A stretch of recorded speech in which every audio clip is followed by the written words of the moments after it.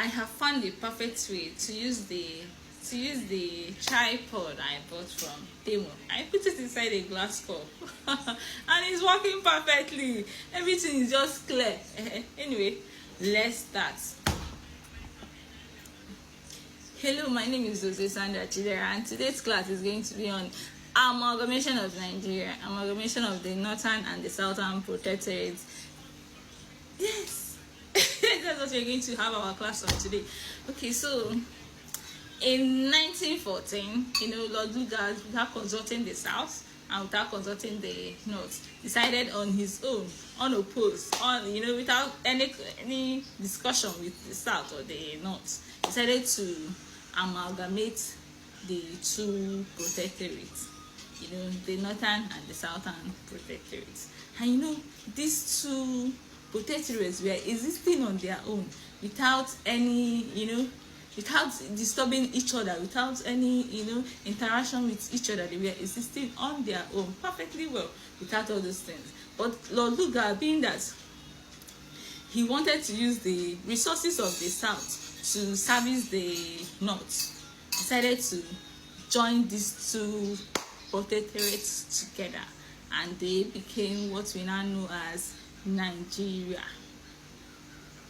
Okay, so before we dive into the reasons why the north and the south didn't want to be together, some of them came out to say, no, we don't accept this marriage. This is a marriage of strange bedfellow.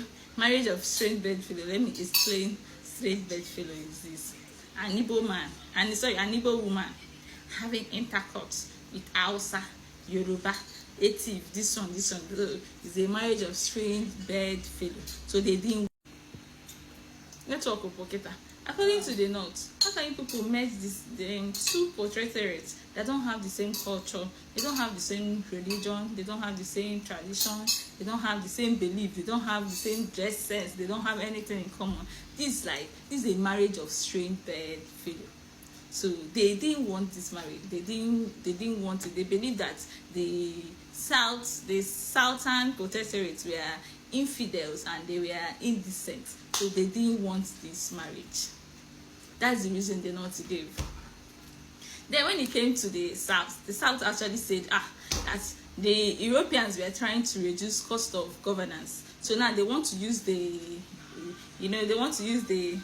excess resources, or more like the natural resources. So the South believed that the Europeans wanted to use their abundant resources to service the North. Why they not believe that? How can you people merge us with people we have nothing in common? So the South also believe that how can you people merge us with people that that are bow, not we don't have the same tradition, we don't have anything in common. So this is a marriage of strange bedfellow. So let's call it quits now on time. But now, according to, there's this cement that is going around that that when all this thing was happening, that that there was an agreement between the North and the South that okay, after 100 days, if this marriage is not working well, let us call it quits and everybody will go to their individual